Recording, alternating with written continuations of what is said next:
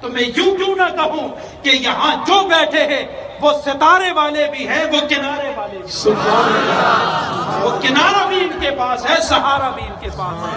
عرش و فرش جہاں جمع ہوتے ہیں وہ محبت اہل بیت اور محبت صحابہ، یہ اہل سنت والجماعت، یہ وہ جماعت ہے کہ ان کے دامن کو دیکھو تو جو چراغ روشن نظر آتا ہے یا تو اس میں اہل بیت کی محبت کا تیل نظر آتا ہے یا صحابہ کرام کی محبت کا تیل نظر آتا ہے۔ اللہ تعالیٰ اسی عقیدے پر ہم کو جینا و مرنا نصیب فرمائے۔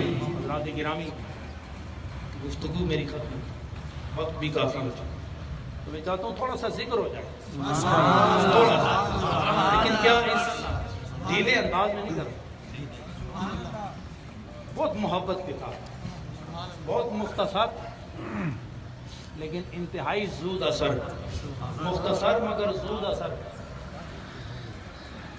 خوراک وہی اچھی ہوتی ہے جو زود ہضم بھی ہو اور زود اثر بھی ہو۔ تو یہ جو خوراک ہے کچھ ہو گئی ہے، کچھ باقی ہے۔